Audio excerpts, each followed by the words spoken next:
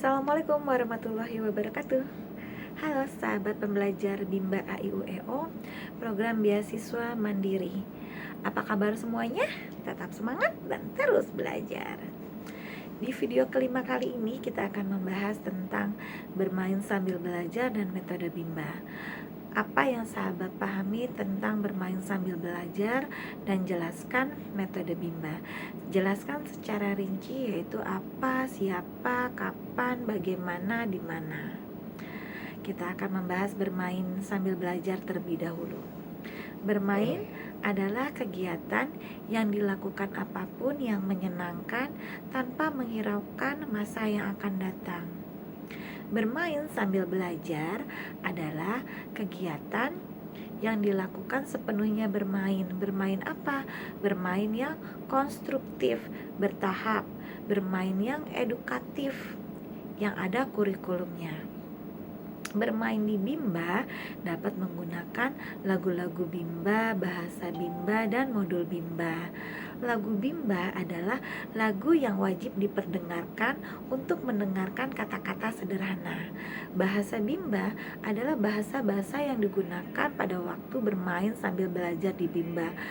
Terdiri dari kata-kata, kalimat-kalimat yang bermakna, yang dekat dengan anak. Modul Bimba adalah media perangkat untuk menumbuhkan minat membaca, minat belajar pada anak.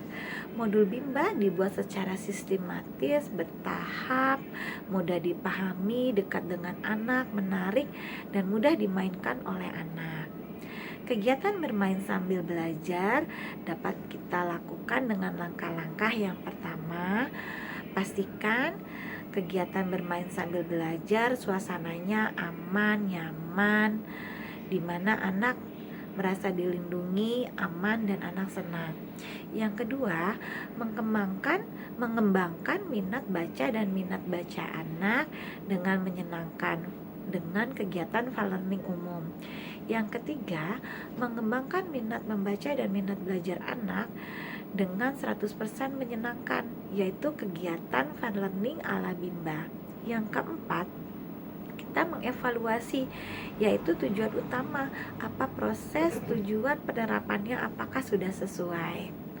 Untuk durasi kegiatan bermain sambil belajar di Bimba ada dua, tatap muka 60 menit, interview 40 menit. Tatap muka 60 menit terdiri dari kegiatan awal 5 menit.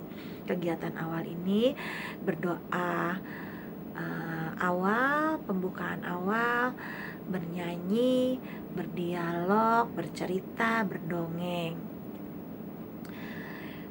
40 menit yaitu kegiatan inti. Kegiatan inti ini kegiatan bermain, permainan modul dengan lagu Bimba, bahasa Bimba, dengan selalu menyisipkan kata-kata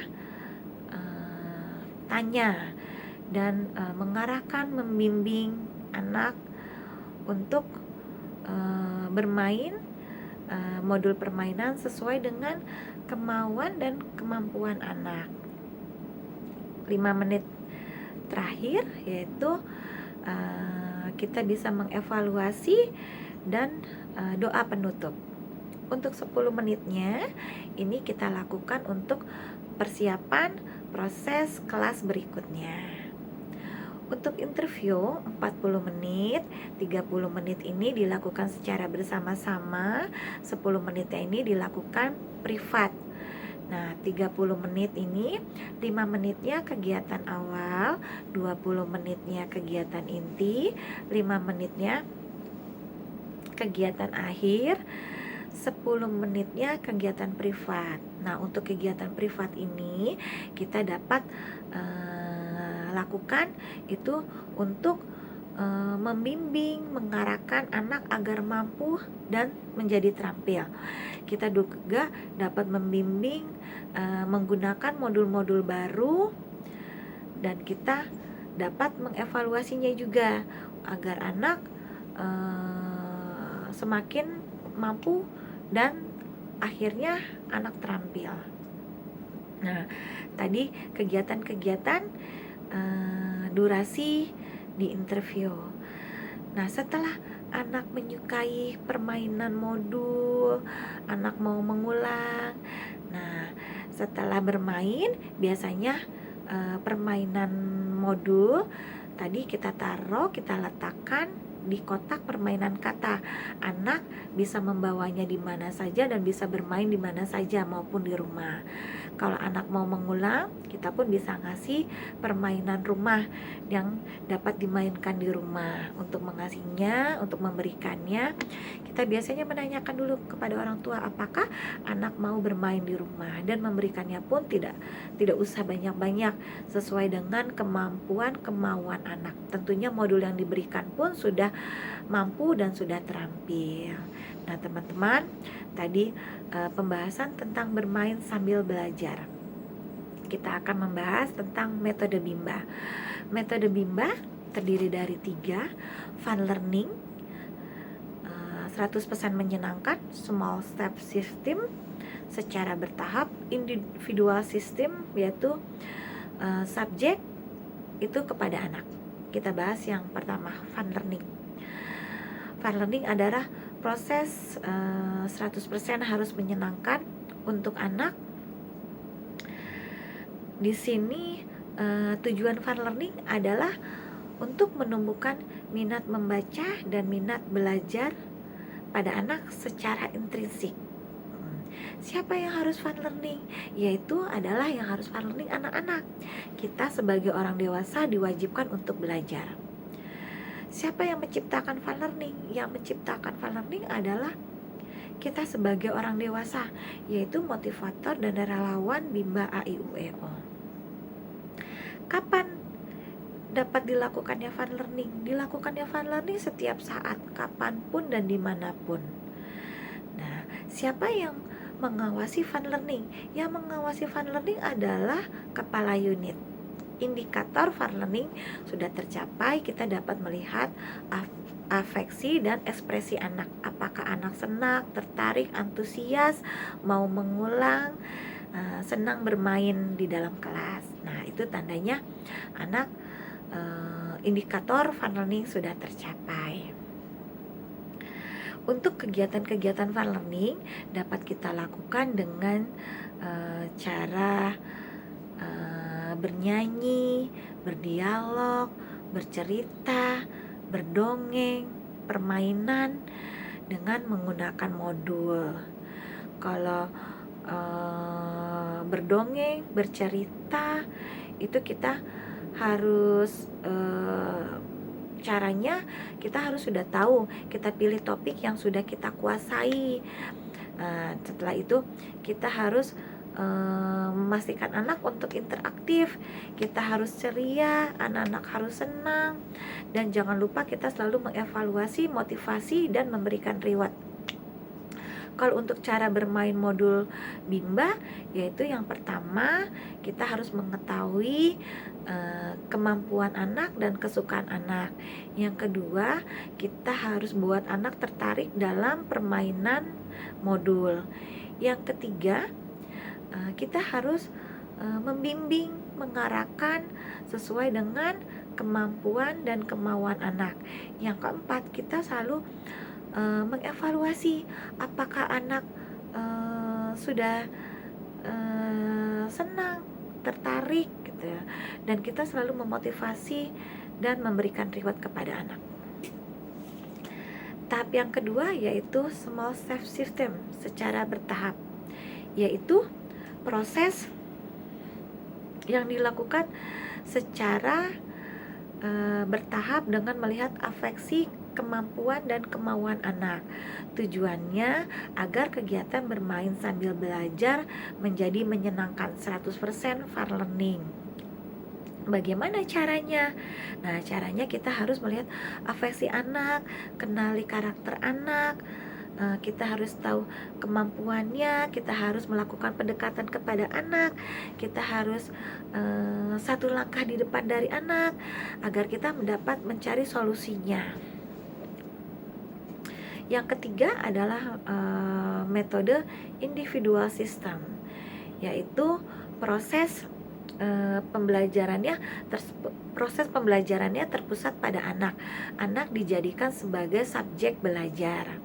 Nah, tujuannya agar kegiatan bermain sambil belajar bisa secara bertahap. Bagaimana caranya?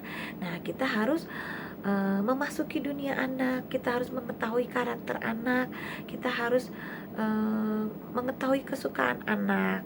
Nah, seperti itu teman-teman.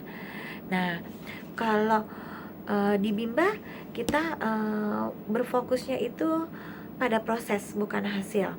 Jadi kalau kita menggunakan individual system, pasti ini pembandingannya itu pembandingnya itu sedikit, materinya itu berbeda, subjek belajar itu kepada anak, dan kurikulumnya pun menyesuaikan anak sesuai dengan kemampuan dan kemauan anak. Bagaimana cara pendekatan untuk individual system, yaitu kenali karakter anak, cari tahu kesukaan anak. Kita jangan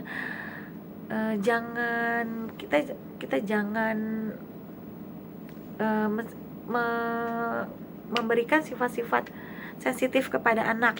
Nah, terus kita harus memahami anak, kita belajar dari anak, dan selalu dampingi anak untuk bermain sambil belajar. Nah, teman-teman, metode Bimba ini wajib kita lakukan, harus sesuai dengan metodenya, sesuai dengan prosesnya, cara penerapannya, sampai mengevaluasinya, sampai motivasinya, dan sampai kita memberikan reward. Dampak kita menggunakan metode Bimba, dampaknya pasti di sini akan menumbuhkan minat membaca dan belajar anak. Anak mau mengulang. Kalau anak mengulang, pasti anak akan terampil. Setelah anak terampil, di sini anak akan tumbuh minat membacanya, minat belajarnya, dan prosesnya pun pasti akan menjadi menyenangkan. Nah, dampak tidak menggunakan metode Bimba, yang pertama pasti anak tidak senang belajar, anak merasa bosan, dan kita pasti juga memaksakan anak, kita merapasak anak, dan anak pun bisa benci belajar. Nah, teman-teman, jadi kita harus selalu menggunakan metode Bimba dan selalu menggunakan paradigma Bimba, kacamata Bimba. Setelah kita mengetahui metode-metode Bimba, jangan lupa juga kita mempunyai satu metode tambahan, yaitu variation kill. Variation kill ini adalah ini kemampuan yang dimiliki motivator dalam memvariasikan kegiatan belajarnya. Variation skill ini harus kita miliki agar anak tidak bosan, agar anak tertarik, agar anak senang, dan anak tidak mudah untuk teralihkan, seperti itu. Tujuannya tujuannya tadi agar anak tidak bosan, semangat, antusias, seperti itu. Dan caranya seperti apa? Nah, caranya itu memvariasikan segi aspek kognitif, aspek afektif, dan psikomotorik, seperti itu teman-teman. Sekian dari saya tentang pembahasan bermain sambil belajar dan metode-metode Bimba. Mudah-mudahan kita selalu menjadi seorang pembelajar sepanjang hayat, dan mudah-mudahan pembahasan ini selalu bermanfaat bagi kita semuanya. Salam Bimba, tetap semangat dan terus belajar. Dadah.